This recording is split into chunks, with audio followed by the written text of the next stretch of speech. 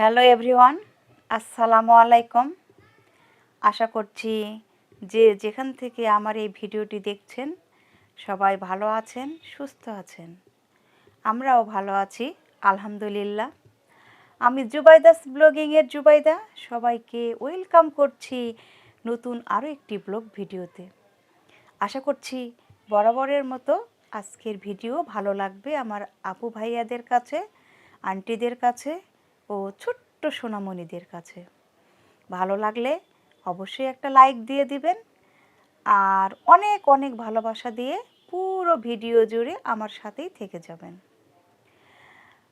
তো আজকে ভিডিও শুরু করেছি একদম সকাল থেকে। সকালে গ্যাস ছিল না একদমই, ইন্ডাকশানে পানিটা গরম করে নিয়েছি, নিয়ে আটার একটা ডো বানিয়ে নিয়েছি, অফ ক্যামেরাতে রুটি বানিয়ে নিয়েছি। ইন্ডাকশানে রুটি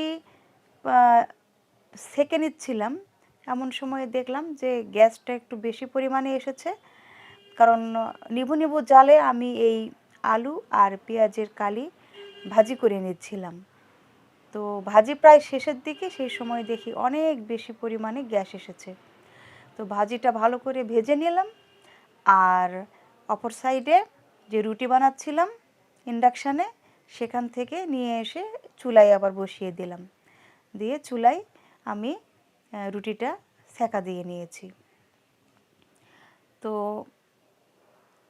রুটি আর সেমাই করে নিয়েছি, সেটাও দেখাবো। এই যেহেতু গ্যাস এসেছে, তো ভাবলাম এই সুযোগে মানে সুযোগটা আর কি কাজে লাগাই। যেহেতু সকালে একদমই গ্যাস থাকে না, তো সুযোগ পেলাম। আর মাহির আব্বু একটু পরে ঘুম থেকে উঠবে, এই জন্য ভাবলাম যে সময় যখন হাতে আছে তখন সেমাইটা করেই নিই এই ফাঁকে। কেমন হলো বলুন তো আমার আইডিয়াটা? নিশ্চয়ই ভালো লেগেছে। তো আমি এখানে ঝুরা সেমাই বানাবো, তো অবশ্যই ঘি দিয়ে বানাতে হবে, তা না হলে তো ভালো টেস্ট আসবে না।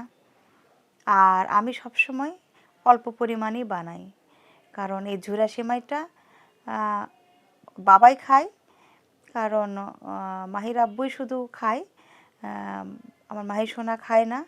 আর আমি ওই দেখা যায় যে একটু চিনিটা মানে কতটুকু লাগবে বাড়ানো কমানো, এই সময় হচ্ছে একটু দেখলাম এই। তাছাড়া খুব বেশি আমি সেমাই সুজি এগুলো পছন্দ করি না। কিন্তু মিষ্টি খাবার যদি ফ্রিজে মিষ্টি থাকে তখন কিন্তু আমি অনেক খাই। যতক্ষণ পর্যন্ত মিষ্টি ফ্রিজে থাকে ততক্ষণ পর্যন্ত মনে হয় আমার চোখে ঘুম আসে না, এরকম একটা অবস্থা। তো যাই হোক, নিজের কথা আর নাই বলি। তো আমি সেমাইটা আগে ভেজে নিলাম, যেগুলো গোটা মশলা লাগে সেগুলো দিয়ে ভেজে নিয়ে সেমাইটা দিলাম। গোটা মশলা ভেজে নিয়ে সেমাই দিলাম, সেমাই দেওয়ার পরে একটু ভেজে নিলাম লাল করে, তারপর চিনি দিয়েছি আর ফুটন্ত গরম পানি দিয়েছি। আর ফুটন্ত গরম পানি ছাড়া তো আসলে এই ঝুরা সেমাই করা সম্ভবই নয়। মানে পরিমাণটা ঠিক বুঝে দিতে হবে, তাহলে একদম এরকম ঝরঝরে হবে। আর নামানোর ঠিক আগ মুহূর্তে আমি একটু গুঁড়ো দুধ ব্যবহার করেছি, যাতে সেমাইটা দেখতেও ভালো লাগে আর টেস্টটাও খুব ভালো আসে। এই যে রুটি বানিয়ে নিয়েছি, পেঁয়াজের কালি আর আলু ভাজি করে নিয়েছি, আর সেমাই করে নিয়েছি। মাহির আব্বু ঘুম থেকে ওঠার পরে আমি ডিম ভেজে দিয়েছি, কারণ ডিমটা একদম ঠান্ডা হলে খেতে একদম ভালো লাগে না। তো এই জন্য গরম গরম ডিম ভেজে দিয়েছিলাম। আর ওই যে বিফ দেখালাম, ওখানে হাড্ডি চর্বি সবই ছিল, মাংস ছিল।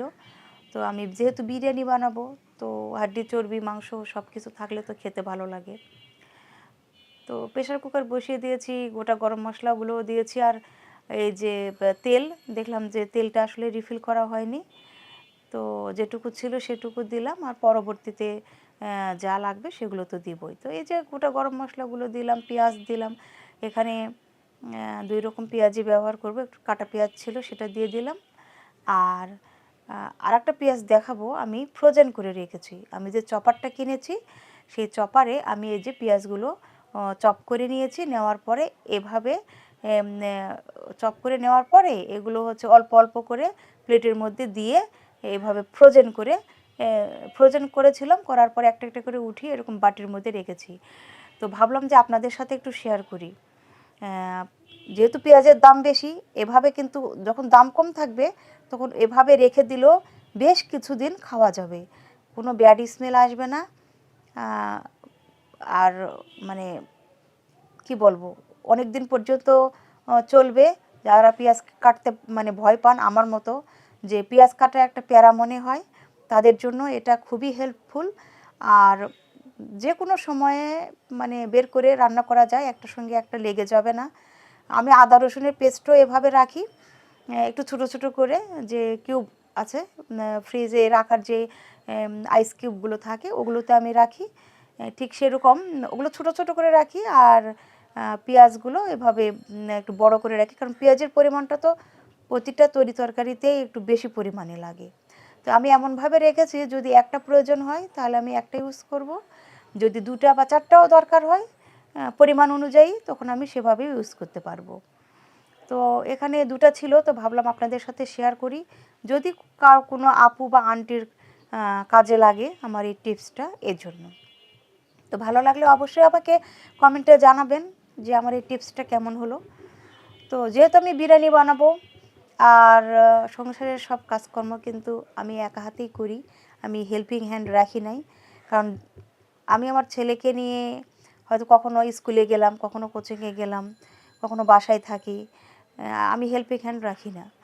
তো আমি আমার কাজগুলো নিজে করাটাই স্বাচ্ছন্দ্য বোধ করি, এজন্য একসাথেই সব কিছু মোটামুটি করে নিই। যেমন ওদিকে রান্না করে নিচ্ছি, ঠিক সেই রকম রান্না চাপিয়ে দিয়ে তো বসে থাকলে চলবে না, রান্না চাপানোর পাশাপাশি আমি বাকি কাজগুলো ঠিক এভাবেই করে নিই।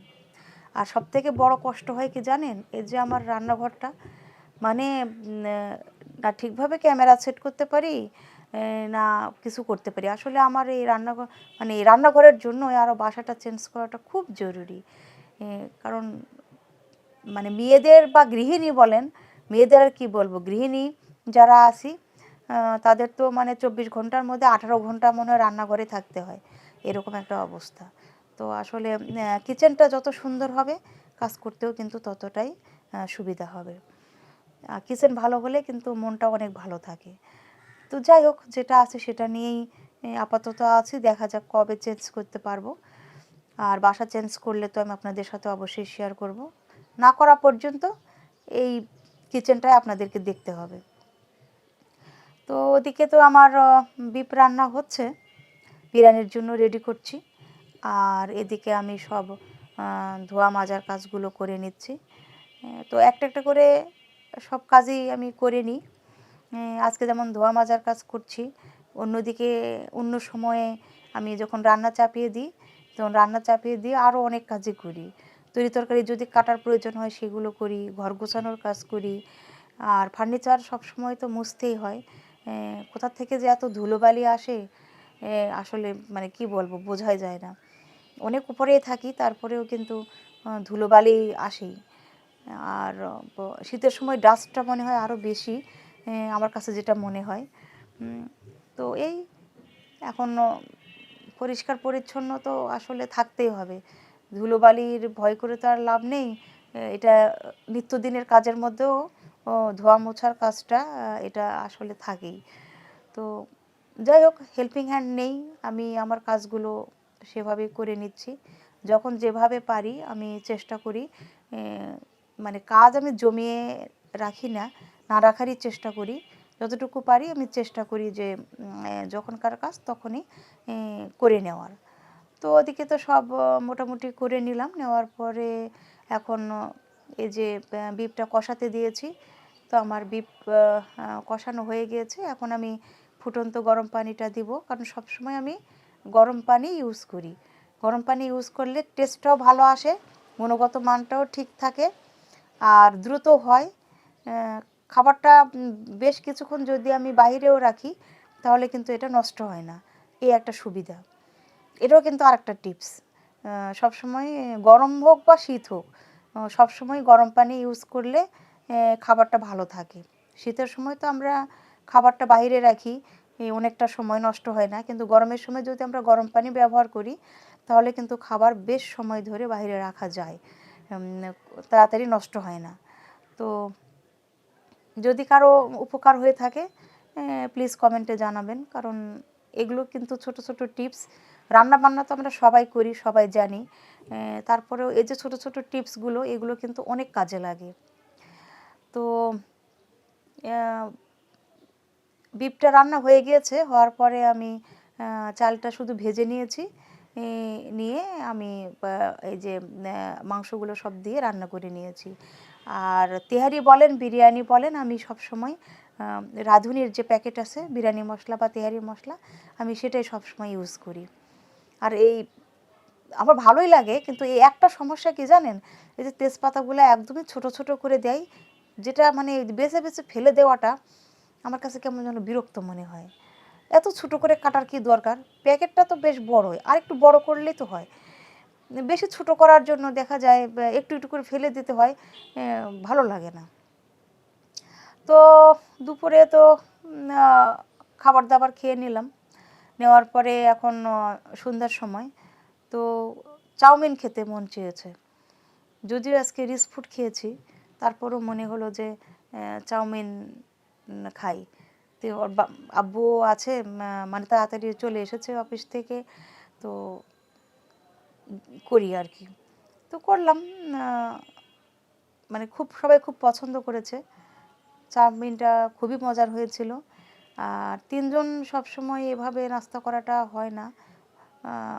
দেখা যায় ওর আব্বু অফিসে থাকে, তো যখন তাড়াতাড়ি আর্লি যখন চলে আসে, তখন একসাথে আমরা এই যে ইভিনিংয়ে এই নাস্তাটা করে নিই, তখন ভালো লাগে আর কি। একসাথে নাস্তা করার মজাটা আসলে অন্যরকম। তো খুবই ভালো হয়েছিল খেতে, মানে দেখেও বেশ লোভ লাগছে। তো মাহির আব্বু বলল যে তাহলে আমি একটু ভিডিও করে নিই, আমারও খুব ভালো লাগছে দেখতে, তো একটা রিল বানিয়ে নিল। তো আমরা এই যে নাস্তা সবার প্লেটে উঠিয়ে নিলাম, এখন খেয়ে নিব। আর অফ ক্যামেরাতে চা খেয়ে নিয়েছি। তো আজ এ পর্যন্ত, সবাই ভালো থাকবেন, আল্লাহ হাফেজ।